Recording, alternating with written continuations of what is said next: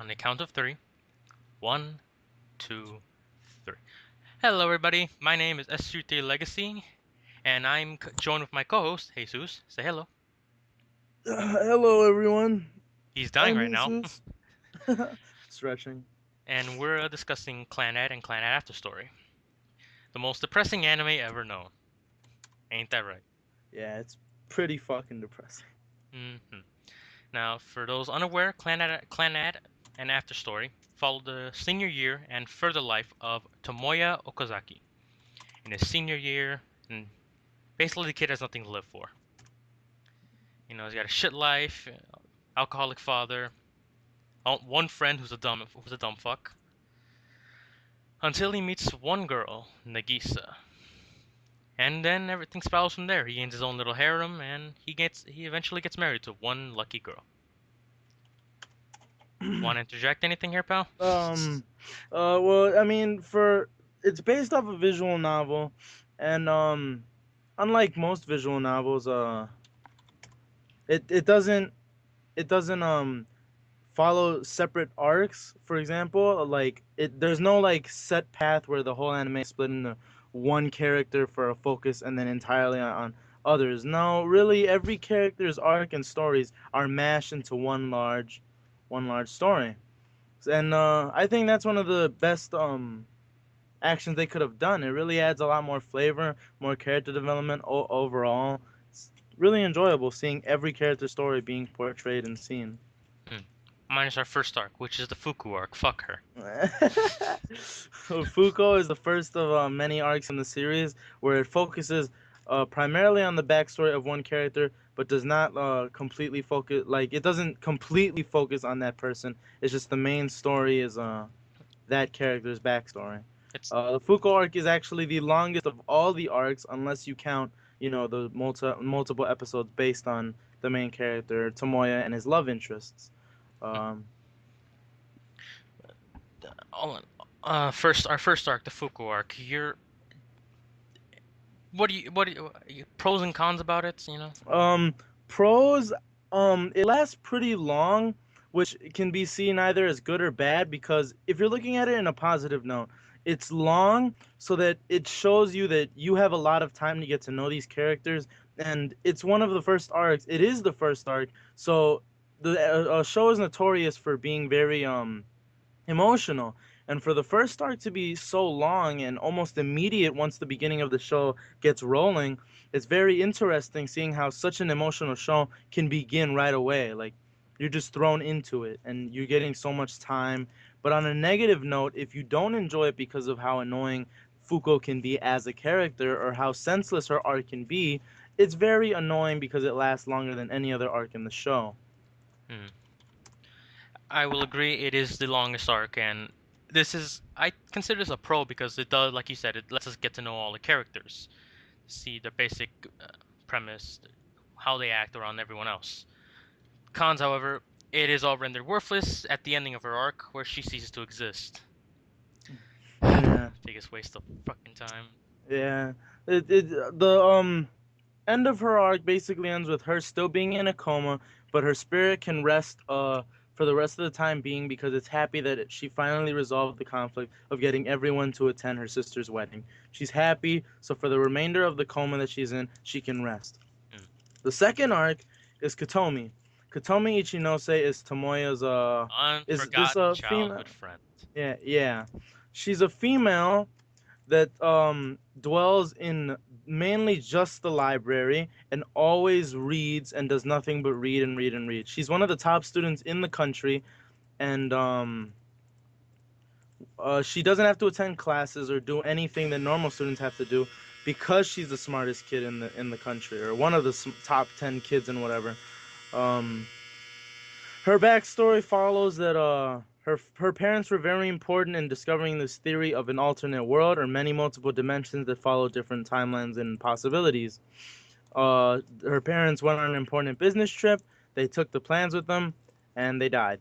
The plane crashed, and she was left without parents for the remainder of her childhood. She ended up accidentally burning an important envelope in her parents' room, and she lived with that guilt for years. Go on. You take it from there. All right, from then on, with as well, from the guild, she's basically she she forced herself to live solitudely in the library until Tomoya discovers her on accident, and eventually drags her into his little ensemble of friends and lovers.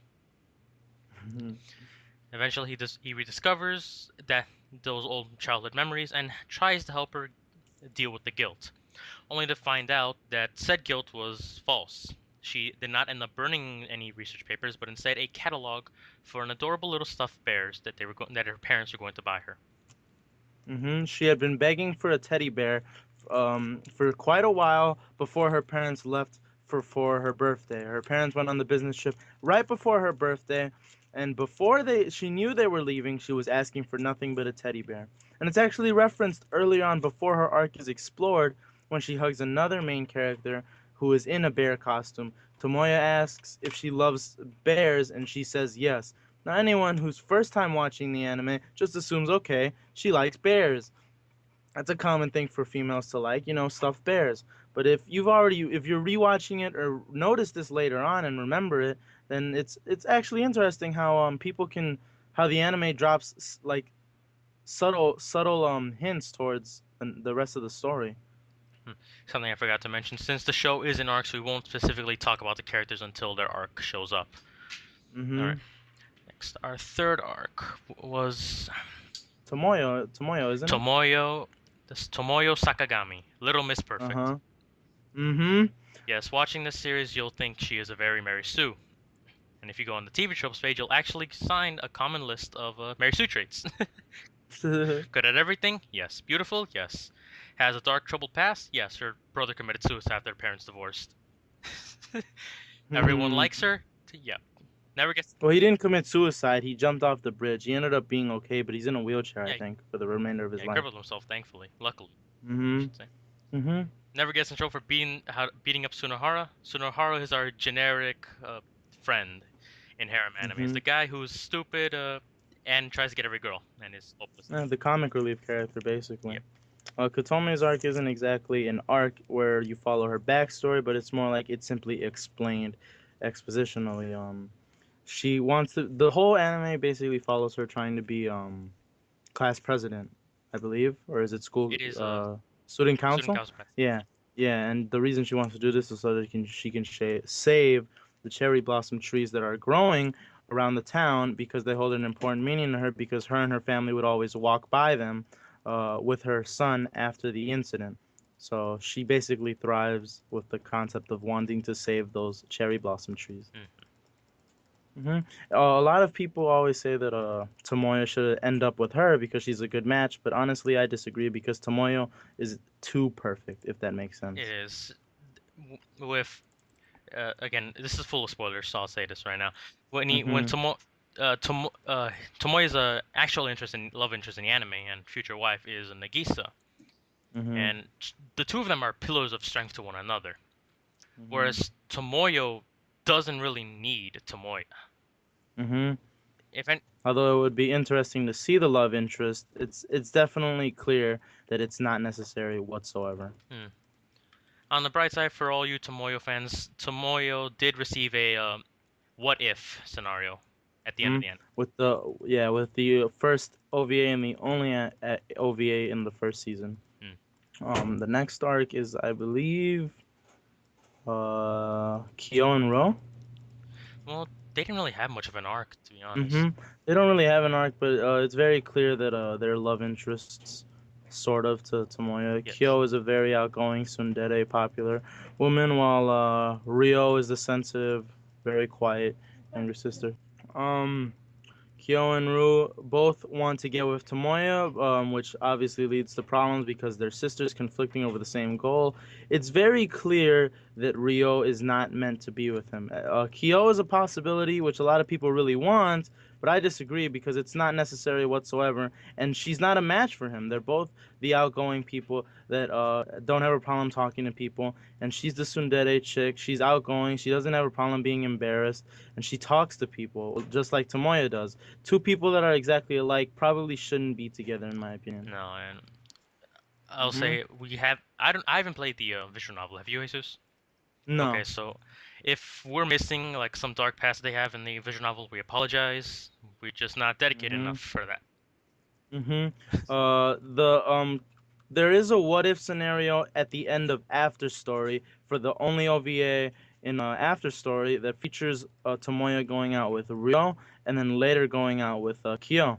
I apologize if I'm mispronouncing names as well because sometimes in the anime they call her Ryo and other times they call her Yeah. Yo. So it's not exactly clear. But that's alright. That's a common problem with Japanese translations. Hmm. Our next arc, well, involved. I guess it's not really arc, but it involved the Sunohara siblings, if I remember correctly. Mm-hmm. Uh-huh. The next arc Yep. follows it's not a love interest arc, but it's a story basically about Sunohara. Sunohara is going through some problems and they decide May, who is Sunohara's younger sister, comes to pay him a visit, but she's worried about him because he's not focused on school. Um in order for Sunohara to get May off his back, Tomoya wants to get him a girlfriend. They for some reason decide to pick Sanai, Nagisa's mom, to be his fake girlfriend, which is very funny because she actually ends up passing pretty well for a high school Well, student. she's an absurdly Um, youthful mother. mm-hmm, Every um, character mistakes Senai as Nagisa's older sister. yes, which is really, really funny. After that, I believe, May tries to confuse Sunohara or bait out his older brotherness by saying that she's with a boyfriend. This drives Sunohara into like a state of delusion because he doesn't know how to react. So Tomoya ends up going out on a date or a sort of day of activities with Mei. It's just for fun, honestly. It's kind-heartedness. But what ends up Is that happening they meet up with is Yohei. they meet up with Yohei, and Tomoya um, unwillingly says that he is with Mei, which is a surprise to Sunohara, but he ends up not caring He because genuinely he's trusts his friend yeah. to protect his younger sister. How unfortunately Tomoya thinks as oh he just doesn't care about his younger sister. This Mm-hmm. escalates very quickly as May tries to give help her brother get some meaning back in his life. Since well his younger sister's now dating his best friend, as he knows, and he's basically not, and they know he's not really dating Senai. So they end up going to the soccer club. This is the club that Sunohara was a part of when he was younger, but he ended up leaving because they're all jerks, which is very very clearly shown later on that they are indeed jerks. Assholes of the highest Um, degree. Mm-hmm. Tomoya and the soccer club ends up bullying Tomoya, Nagisa, and Mei. And when they go to confront them one last time, Sunohara ends up showing up to defend his little sister, and him and Tomoya kick their ass. They end up fighting each other to beat the shit out of each other one last time. Then they realize that they're being silly, and everything ends up pretty well. It's later, it's finally explained that Sanai is not Nagisa's younger sister and is actually her mom, which is pretty funny because Aki almost beats up Sunohara in the process. And then that arc is over. Everything turns out fine. Mei heads back home for studies. Then I get the final chapter before after story, which is Okazaki, well Tomoya finally leaving his home due to his due to not being able to deal with his alcoholic father anymore. hmm his father is essentially useless to him, which is pretty cruel. His dad is always just sits on the ground and doesn't really do anything. He just spends his whole day sitting and listening to the radio. So he moves in with Nagisa's family because Nagisa's very caring, and this ends to them gaining more feelings for each other. After spending a day together and prepping Nagisa for a play that she wants to join, she gets nervous. It turns out Nagisa has this remembers this story about this alternate world, and the alternate world doesn't have a beginning. It doesn't have an ending. They just know the story. She can't remember it. It's not in a book. It's not in a play or anything Hmm. else. Nobody understands it. Not even she understands it, and not even Akio or Sanai understand it because it's not a story that they told Nagisa growing up. This culminates near the end of After Story, so wait for that when we discuss it. Mm-hmm. Yes. During the play, Nagisa falls into What? a suffering because the night before she discovered tapes of her father, exclaiming how he was gonna live out his life and become the greatest actor the world has ever known. Mm-hmm. The reason he had to quit his dream for this was because Nagisa got incredibly sick uh, when she was young, and because she was so sick, they agreed to both take less time on work and their own dreams to raise Nagisa better and be happy Mm. with her. It's a very heart touching uh, little moment, and I very much enjoy seeing it because even at the play, when Nagisa falls into her little state of hysteria and panic, Akio shows up and shows how much of a caring father he can be when he supports his daughter Indeed, fully. it culminates to one of the most heart wrenching and heartwarming moments in the first season. Mm-hmm. Definitely. I definitely agree that it is very heart wrenching seeing a character that I personally grew to love a lot already suffering and very visibly going through some very clear trauma that is affecting her Mm. mentally. All this ends with Tomoya and Nagisa finally deciding to go out with together. Mm-hmm. It's relatively cheesy how he asks her out, but it's very clear that they are insanely happy. And throughout the entire anime, it's shown many times that Nagisa makes Tomoya happy, something that not really anyone else does. Indeed. Well, and with overall, I give a Clannad, well, the first season, a 6 out of 10. Mm-hmm. It's very enjoyable and is very hit or miss for a lot of people. I will say that it is incredibly hit or miss. Um, the story starts out somewhat slow, but not a lot of people care about that because a lot of people just want to like move out forward. A lot of anime start out slow. That's normal. No one expects an anime to just get going right away.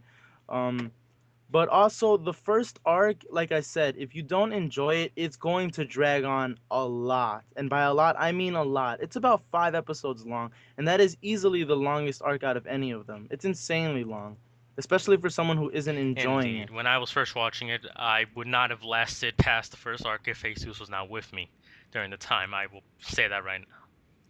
The arc really, the whole anime gets really good from the end up to after story. Yes. If you don't enjoy season one, don't let it discourage you because season one, like I said, is very hit or miss. A lot of people don't like season one. Season two is where the anime shines. That this is also one of the reasons why Clannad is such a great visual novel adaptation and slice of life anime because usually romance slice of life anime end with the main character and the love interest getting together, but not Clannad. Usually you would see the main character and the love interest fall in love and then that's it. They kiss maybe and it's over. Like that's all you hope for. That's how this usually goes. But if you're watching Clannad, no, there's an entire season continuation and that's what people like to see. Nobody expects that. So seeing an entire continuation really adds so much more depth and character Mm. development. Well, that's it for Clannad. Now we discuss the second half and the second season, and I think one of the Hmm. nicest animes ever, Clannad After Story. Mm-hmm. Yes. After story. After story is, in the simplest words, amazing.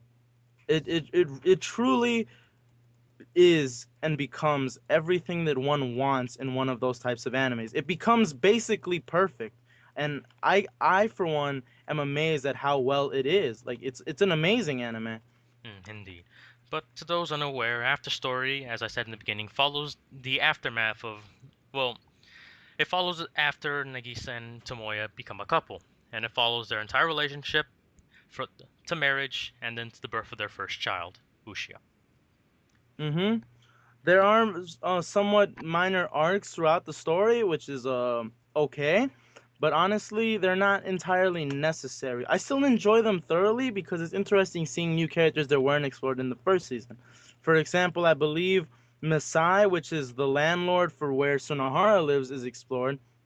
Misai's arc follows the story of her cat. When she was younger, she attended the same high school that Tomoya and then went to, and there's this child that appears, this young man that shows up and talks to her, telling her that he can grant her a wish. The wish um is up to her, and he tells her that he won't leave because he wants to grant her a wish. She wonders why he's there trying to grant her a wish, why he's doing that for her, and he tells her that it's because when he was younger and he was in the hospital and very sick, she was the one that visited him and talked to him one day, and that just really made his day. It made him exceptionally happy because he had someone to talk to. That's a really good thing to know. Like, that's really heartwarming. And so the kid won't leave, and they end up developing a relationship that grows into them falling in love.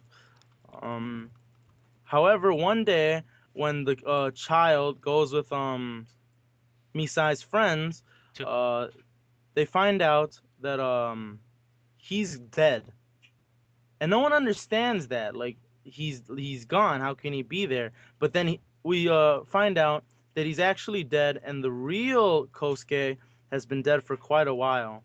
um Yosuke wanted to repay Misai for her kindness when he was sick, and therefore Yosuke's cat goes to visit Misai in the shape of Yosuke.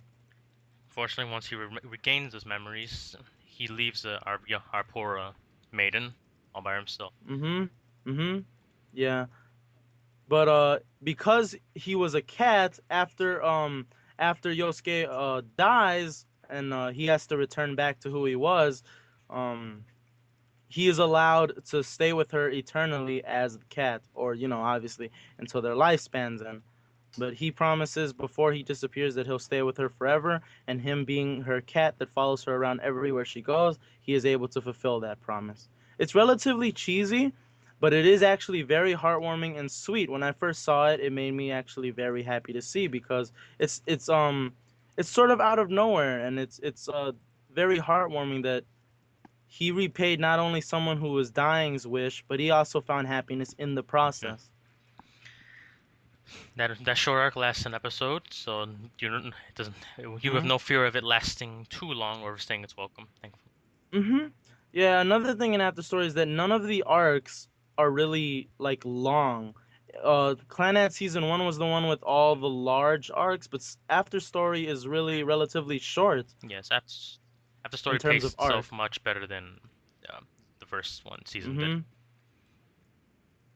Yes, After Story is also much more like it's much more character driven and mature. There's less cheesy drama because it's not in high school anymore. It's actually it's actually life. It's growing up. It's maturity. It's stuff that's Mm. important in life.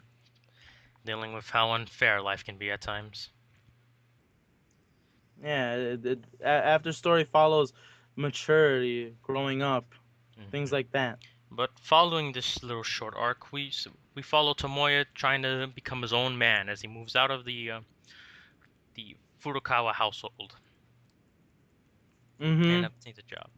Uh yeah, he gets his own apartment with some money that he's got saved up, and he gets a home with he gets a job at the place where Yosuke Yoshino works. Oh, I called the cat guy Yosuke when they're not the same character. That is a fault. That is a mistake Put the on my pitchforks part. down, people. So Yosuke Yoshino is a former superstar. Um, is a former superstar who is now an electrician in the town that they live in. Um, he gets Tomoya a job at the electric place, and Tomoya actually is pretty good at it. We see his arc, and he ends up being with Miss Ibuki, Older Fuko's little sister. sister. Yeah, older They sister. married in season one. Okay. You take it from here. During the arc, we found out he followed the road of a traditional rock star. Did well. Got really famous, and and he was his whole life was going well for him until he discovered how much his songs meant to his fans. Then he Hmm. realized, oh, I'm not performing just for myself, but I'm performing for hundreds of millions of other people. This unfortunately led to Hmm. massive depression on his part. All that weight, all that responsibility caved in on him, causing him to fall into drugs, alcohol, until eventually his career ended. and he came back to his hometown, where he re-met and fell in love with Miss Ibuki, who would later become his wife. Funny how that works. Mhm. Yeah.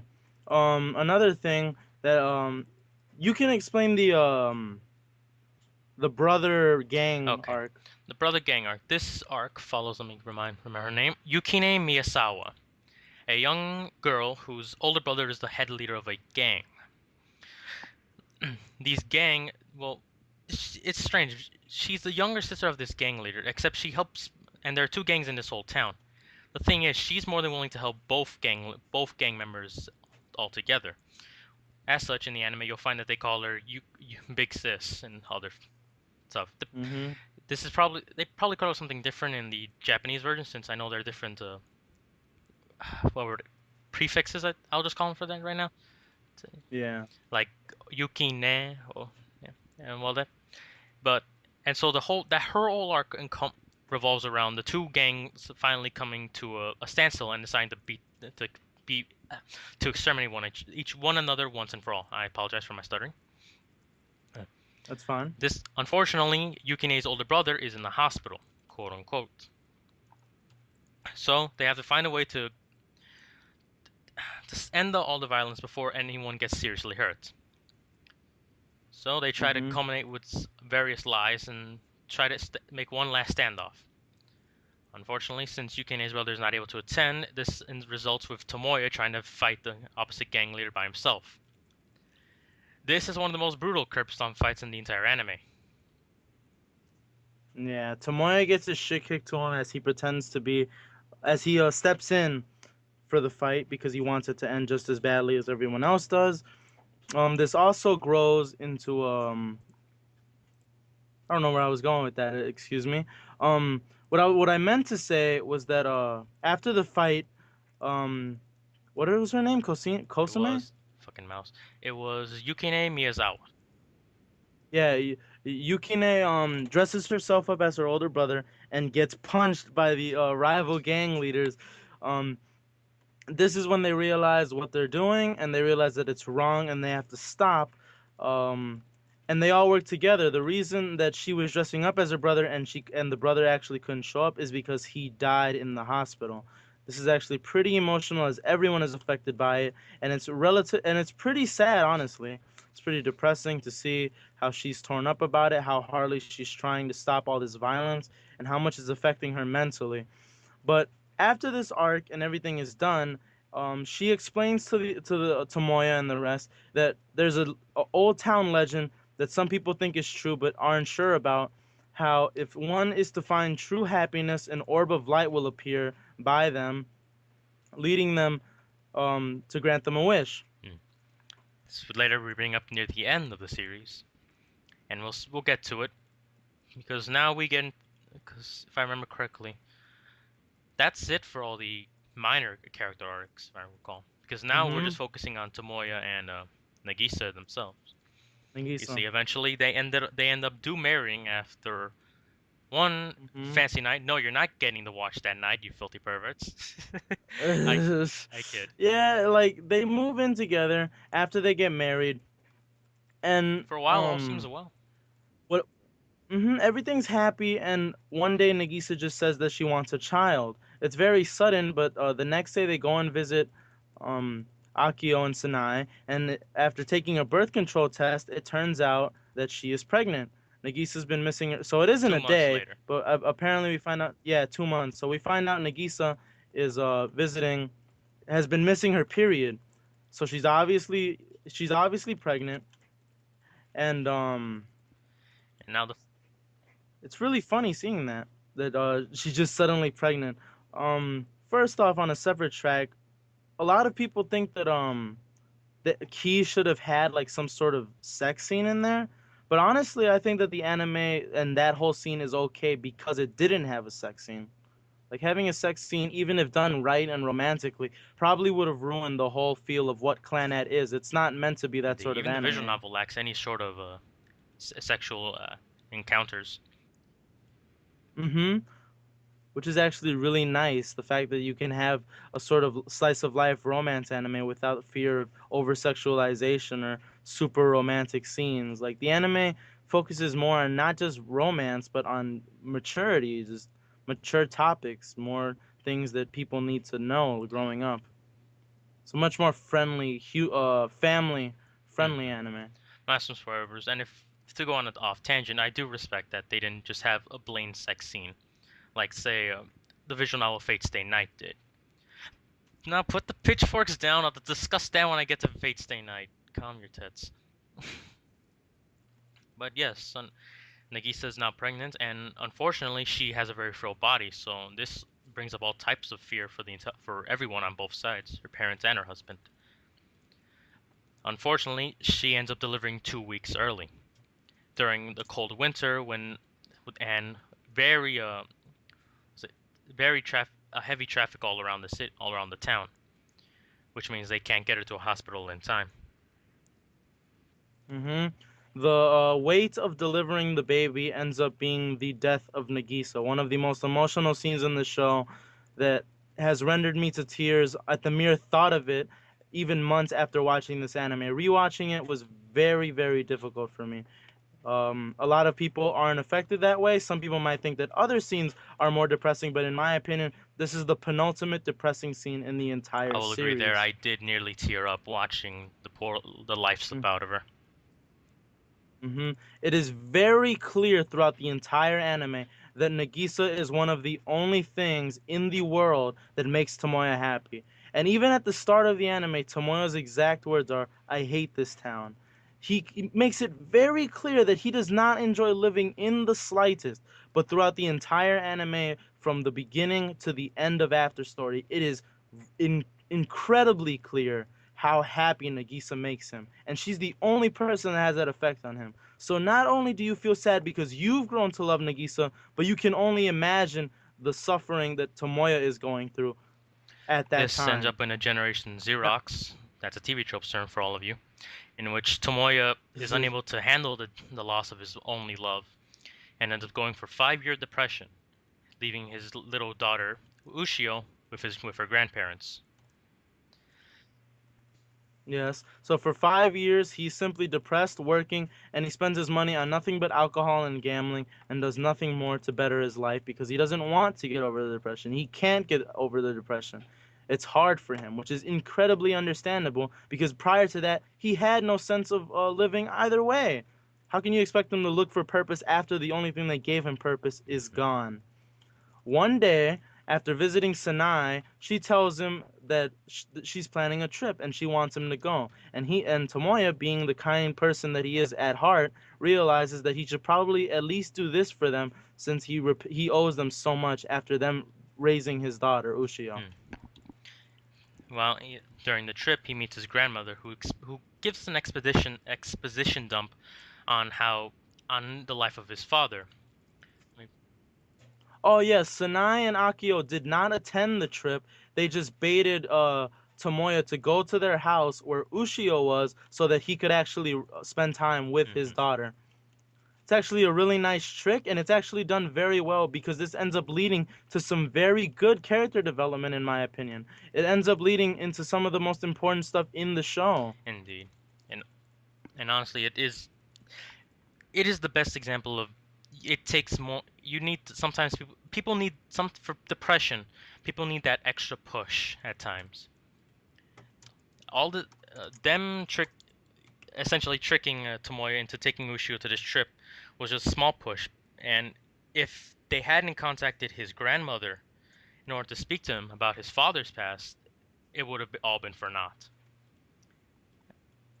And That is very honestly, true. I love the exposition that that his grandmother gave him about his father Naoyuki Okazaki. That after the death of his hmm wife, he tried to raise Tomoya as best as he could, but in having to deal with the pain and presumably, I assume that Tomoya resembled his mother a lot. So eventually, his father hmm resorted to drinking, and well, you all know what happens from there. Yeah. It's very clear that history is repeating itself. Both people don't really have much of a purpose in life, and they until they meet someone that they care about very, very much. With that person that they care about eventually being lost to them being left with their child who they can't raise exactly properly, and it leads to bad feelings towards the world. Although Okazaki isn't obviously super descriptive, as he isn't shown much throughout the anime, it's easily safe to presume that no, he does not want to live. He doesn't care about the world. That's very easy to presume, especially when he sits in his house doing nothing for Mm. years. Um, we didn't explain this, but now's probably the right time to. One of the things that led to Tomoya raging out at his father and proposing to Nagisa is the fact that he was supposed to be getting a very good job improvement at some place that he was working at, but he couldn't because he had to go bail out his father from jail. His father committed a crime. He had to go see him, and this drove him into a depression. Mm.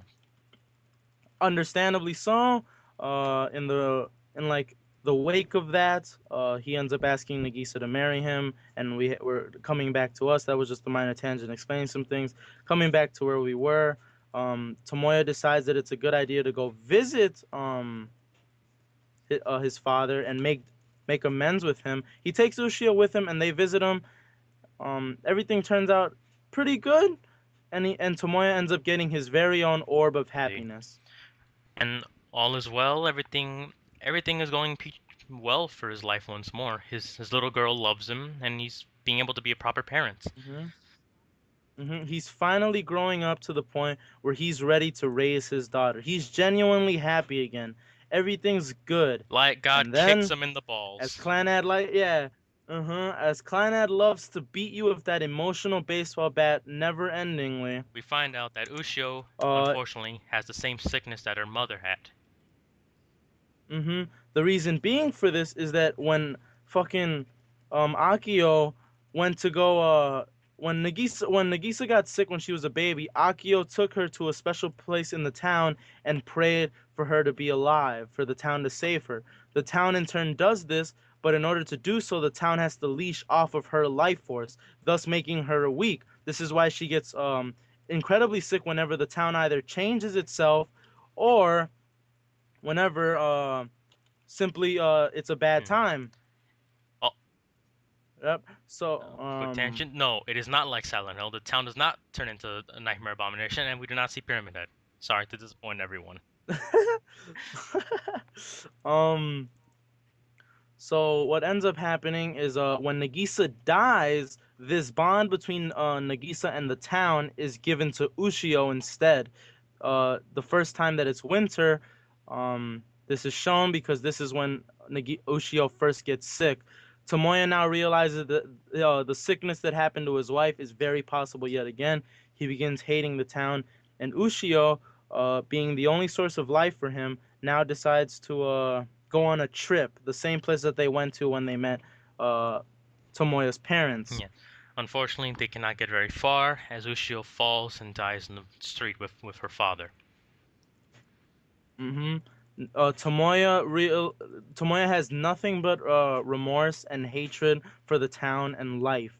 It's easy to presume that he commits suicide, but also something that happens is he just wishes and wishes for nothing else but for him to have never met Nagisa ever, because he realizes that had he never met her, this never would have happened. She never would have died, and she would still be alive today, and he would have never been in that depression. The town grants this wish, but at the expense of the reality world that was mentioned Yeah. so much earlier. Throughout this world, we see a robot and a little girl. The robot and the little girl have recollection of another place, but they're not exactly sure from where. It turns out that this other world is it's another alternate reality connected to the town where Nagisa and all of them live at, but it's separate. It's separate. And in the town, the robot ends up being Tomoya, and the little girl is Ushio. But they've shown up there after they die. This is a place where all the lights gather and just sit there. It's a world full of nothing but the lights. So in a way, it's depressing, but in another Yes. way, it's not. Thankfully, since Tomoya Um, gathered when his own light, he was able to have one true wish granted mhm, yeah. during his. Yeah, he gathered not only his own, but all the lights of everyone else that he made happy throughout the show. Misai, Kotomi, all of them. Yukine, all of them. Yeah, yeah, all of them. So with all of those, Ushio in the other world recognizes the wish and shows the robot Tomoya that he is capable Changing of fate, so cool.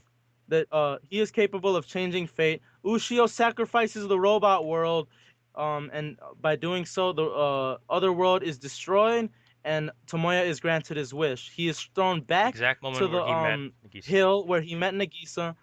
And he now has a choice. He decides to stay with Nagisa because he realized how much he loves her, and in doing so, he is returned back to the timeline where Nagisa died, but it's now separate where Nagisa lives, and so does Ushio. The only person that has any recollection whatsoever of the actual events that happened where Nagisa and Ushio died is Tomoya himself. He doesn't know it for sure, he thinks it's a dream, but it is very clear that no, they died. He's in a different reality. Another person that went through this was Fuko, as she returned 7 years later when she awoke from her coma. And becomes a Um, strange little friend to to the now living daughter Ushio. she loves Ushio a lot, understandably so. And it's funny because she even says that if she were ever to find her again, she would recognize her by her scent. Although Fuko said that in the timeline where Ushio dies, um, it's still present. So in the other timeline where Ushio lives, the anime after story ends with Ushio sleeping underneath the tree and Fuko going to visit her because she Hmm. smells her. Kind of a memory ripple, time ripple effect, if you would. Mm-hmm. They Fuko goes to the tree where Ushio is sleeping. She finds her, and Nagisa then ends. They both end up falling asleep underneath the tree. Tomoya comes as they're picnicking in that forest. That's why Ushio's sleeping under the tree. As they're all there, Tomoya wakes them up so they don't get a cold. Fuko's there. Nagisa shows up and says it's time to go, and the anime Hmm. ends. Finally, after so much struggle, they finally have a happy life once and for all. Mm-hmm. Honestly, this anime is beyond Hmm. words. It does everything right. After story is almost perfect. It's really good. It has its flaws, and the whole anime in general is really only flawed because of the original season. And was it not for season one, it would be a Hmm. lot better. It's the pacing is just much more well set in this anime. That and the arcs don't Mm-hmm. take as much time, letting us focus more on everyone else, rather than just focusing on one character's story for about good 5 or 6 episodes.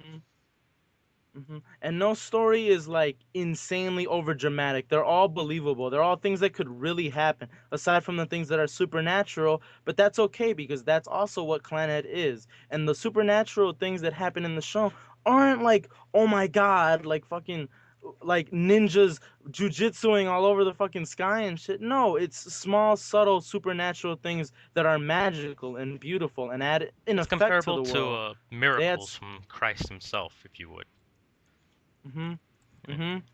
And overall, yes, it is a well-written anime. The characters are believable, and that's trust me, that is amazing to see. Because in animes, you'll see characters that there's no way could really exist in any normal setting. But in this anime, every character could really exist in a normal setting aside from the somewhat supernatural Mm. characters. hmm Everything's believable, and it's all done well. There's no over the topness besides the small stuff in season one that's like a little what the fuck. But other than that, it's amazing. Like it does everything right. Indeed.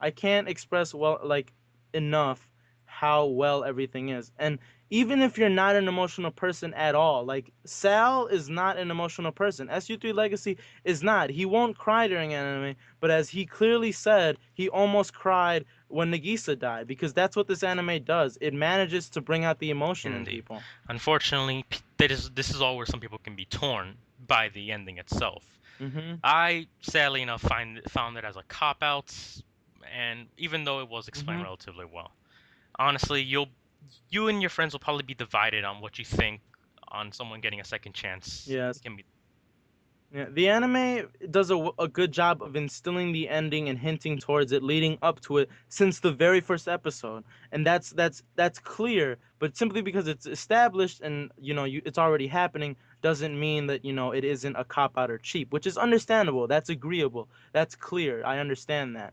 But I don't think that the anime is a cop out. I don't think the ending is a cop out at all. But obviously that's just my opinion. You don't have to share that opinion with me hmm. at all. Honestly, as I said, Clannad got the original Clannad. Well, season I should say in the original, just one season.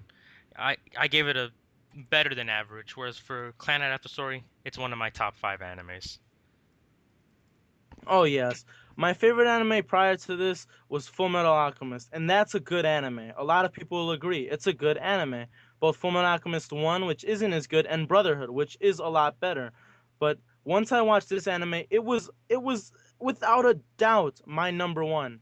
Without a doubt. It just does so much right, and when I watched it, it was magical. It was magical. That's all I can say Mm. about it. To everyone watching, we thoroughly enjoyed this anime, and we highly recommend you check it out. Mhm. I recommend it entirely. It's definitely worth the watch, and trust me, even if you're not an emotional person at all, this anime can still bring you to tears, and it can still shatter your hopes. It can still make you happy, and it does everything right. If it wasn't for season one being the way it is, it would be a lot better. The anime overall would be better. But I think season one is still good regardless. I still enjoy it. It just obviously isn't as good as season one, and it doesn't do what season one does. It doesn't do what season two does. For everyone watching, you can check it. You can find all the episodes for season one and After Story on YouTube, and you'll be fancy enough to know Mm-hmm. that the visual novel is getting a Steam release sometime this year, hopefully. Mm-hmm. Actually, one of the main reasons I downloaded Steam is because there's an official download coming over on Mm. Steam.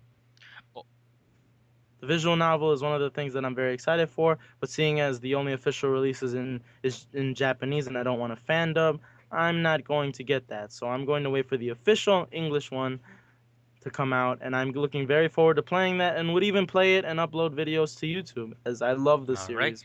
My name is Su3Legacy. And my We name is thank you all for Jesus. watching. Then hopefully we'll see you next time for whatever anime we decide to check out. Thank you all for watching. All right, guys, signing off. So Talk to long. you guys later.